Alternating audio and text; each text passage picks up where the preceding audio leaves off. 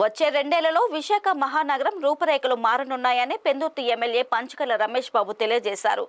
GVMC 93వ వార్డులో 1,93,00,000 నిధులతో చేపట్టిన పలు అభివృద్ధి పనులకు మేయర్ గొలగాని హరివెంకట కుమారి, టీడీపీ ఇన్ఛార్జి కండిబాబ్జీ, బీజేపీ కన్వీనర్ గొర్రె రామునాయుడు తదితరులతో కలిసి ఆయన ప్రారంభించారు. స్థానిక కార్పొరేటర్ రాపర్తి కన్నా అధ్యక్షతన జరిగిన కార్యక్రమంలో ఎమ్మెల్యే రమేష్ బాబు మాట్లాడుతూ విశాఖ పర్యటనకు వచ్చిన చంద్రబాబు నగరాభివృద్ధికి పలు ప్రణాళికలు సూచించారని, ముఖ్యంగా నగరంలో 2 అంతస్తుల ఫ్లైఓవర్లు, ఇంటింటికి 24 గంటల త్రాగునీరు వంటి కార్యక్రమాలు అమలు కానున్నాయని వెల్లడించారు. విశాఖను స్మార్ట్ సిటీగా మరింత అందంగా తీర్చిదిద్దుతామని స్పష్టం చేశారు. మేయర్ హరి వెంకట కుమారి మాట్లాడుతూ నగరాన్ని సుందరంగా తీర్చిదిద్దే కార్యక్రమంలో భాగంగా 93వ వార్డుకు 1,93,00,000 నిధులు మంజూరు చేసినట్లు వెల్లడించారు.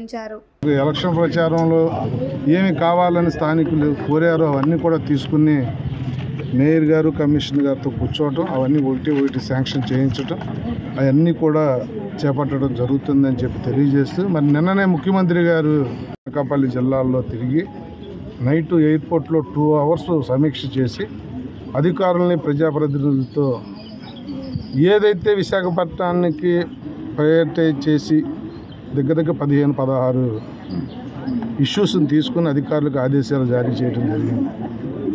ఎంత గొప్పగా అంటే 5 సంవత్సరాల్లో ఈ పనులు జరిగితే 5 సంవత్సరాల్లో విశాఖ మనం ఎవ్వరూ చూడనంత ఎత్తుకి ఎదిగే కార్యక్రమాలు నేను తీసుకోవటం, ఏరే సిటీస్లో ఉన్న మోడల్ తీసుకొచ్చి ముఖ్యమంత్రి గారు ఇక్కడ ఇంప్లిమెంట్ చేయడానికి ఒక మంచి బృహత్తరమైన నిర్ణయం తీసుకున్నారు.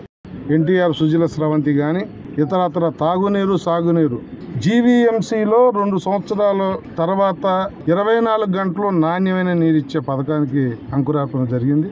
సుమారు 1,93,00,000తో వివిధ పనులకు గాను శంకుస్థాపన కార్యక్రమాలు చేపట్టడం జరిగింది.